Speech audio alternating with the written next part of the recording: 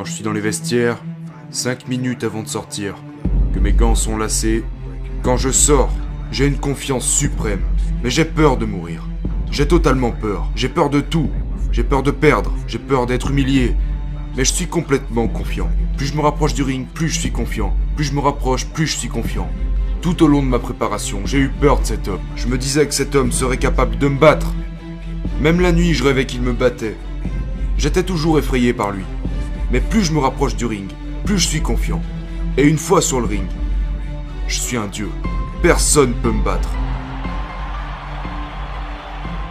Je marche autour du ring, je ne quitte jamais des yeux mon adversaire. Mes yeux sont fixés sur lui, même s'il est prêt, motivé et que lui aussi est impatient de me tomber dessus. Je continue de le fixer du regard. Je continue de le fixer, je continue de le fixer. Et quand je vois une faille dans son armure, boum. S'il baisse les yeux, je sais que je l'aurai. Puis quand il arrive au centre du ring, il me regarde toujours avec son regard perçant comme s'il n'avait pas peur. Mais il a déjà fait cette erreur de baisser les yeux un dixième de seconde. Et dans ce cas-là, c'est fini pour lui. Il se battra pendant 2 ou 3 rounds, mais je sais que j'ai déjà brisé son âme. Pendant le combat, je suis extrêmement confiant. Je bouge ma tête, il envoie ses coups, j'esquive et je riposte. Je le frappe au corps, je le frappe très fort. Et je le frappe. Quand je le frappe, je sais qu'il n'est pas capable de résister à ce genre de coups. 1, 2, 3 coups. Je le frappe en série et il tombe. Il est KO et je gagne le combat. Mike Tyson, le plus grand combattant de tous les temps.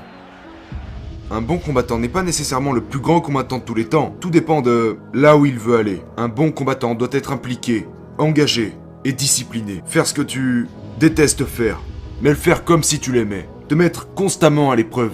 Te forcer à atteindre tes limites, tu vois. Si tu vois que tu aimes une femme, alors écarte-toi de cette femme. Tu vois ce que je veux dire? C'est ça le succès en général. C'est de faire des sacrifices. D'après mon expérience, avec le peu de succès que j'ai eu, vous devez simplement être prêt à vous sacrifier.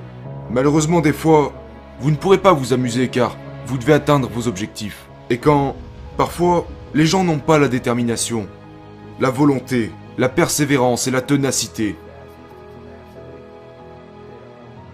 et ils abandonnent au moindre effort. Je ne ferai rien si je ne suis pas passionné. Vous savez, je m'en fous. Je m'en fous si je n'ai pas d'argent. C'est ce que je sais au sujet de la paix et du bonheur. Que si vous ne le faites pas avec passion et amour, ou que vous le faites juste pour l'argent, le résultat émotionnel sera désastreux. Je parle d'après mon expérience. C'est vraiment quelque chose que je sais. Je sais que ça doit être par passion et par amour pour ce que je fais. En tant que petit boxeur en termes de taille, comment vous débrouillez-vous contre ces grands boxeurs avec cette grande allonge? Oh, je sais pas. C'est pas forcément la taille du gars qui compte. Tout vient de l'esprit et de la compétitivité. Si un gars veut se battre, il a beau faire 1m30 et combattre un gars de 2m10. Si tu veux te battre, tu vas te battre et tu le feras bien. Si tu veux vraiment le faire, tu le feras et tu le feras bien.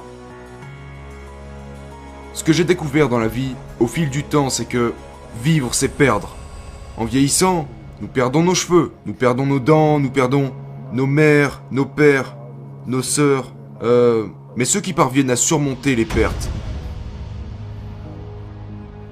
à transcender l'adversité et qui sont prêts à se battre à tous les moments de la vie, sont ceux qui parviennent à se dépasser et à faire passer le message à d'autres personnes qui sont dans le même domaine particulier qu'ils le sont. Pour être le meilleur, tu vois ce que je veux dire? Tu dois aussi être prêt à échouer considérablement. Tu sais, tout dépend de la façon dont vous gérez les échecs. Et je suis bon pour gérer les échecs. Je suis bon pour... Enfin, je ne sais pas. Je ne suis pas très bon pour gérer le succès en tout cas. J'arrive mieux à gérer les échecs que le succès.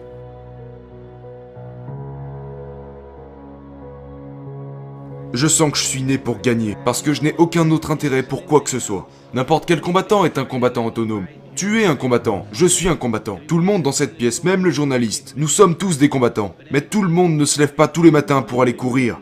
Ne va pas au gymnase tous les matins. Et tout le monde n'a pas la discipline d'attendre 2 à 3 heures dans les vestiaires. Et puis monter sur le ring. Et faire ce qu'on leur a appris pendant toutes ces années à l'entraînement. Et c'est ce qui sépare un champion d'un combattant médiocre. Et le talent? Le talent? Je ne crois pas au talent. Certaines personnes ont du talent. Ça aide d'avoir du talent. Mais face à beaucoup de détermination et de volonté, le talent ne fait pas long feu. Il faut avoir de la volonté pour gagner. Mon ancien travail consistait à infliger de la douleur. Mais les gens ne pensent pas au facteur intimidation. L'aspect le plus important dans la vie, c'est l'intimidation. Parce qu'une fois que le meilleur dans son domaine est intimidé, il ne peut plus exercer à son niveau habituel. Ou comme à l'entraînement, parce qu'il est intimidé, il est bloqué. Et je suis un maître là-dedans. Je dirais que j'étais l'athlète le plus intimidant dans le monde du sport. Je te parle pas de la boxe, oublie ça. Je te parle du monde du sport.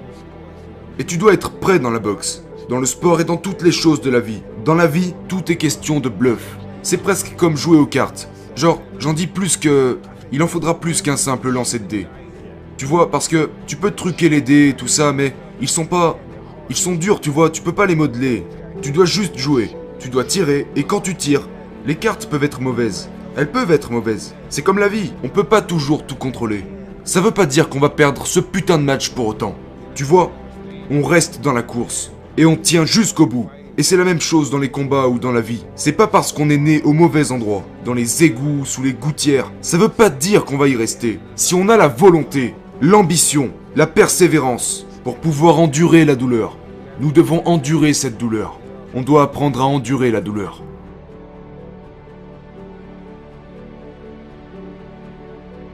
De quoi les gens se souviendront-ils à propos de Mike Tyson dans les 50 ans à venir?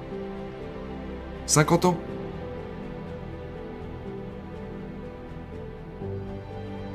Je ne sais pas, que j'aurais été la machine de combat la plus féroce et destructrice que Dieu n'ait jamais créée. Ouais, un truc comme ça.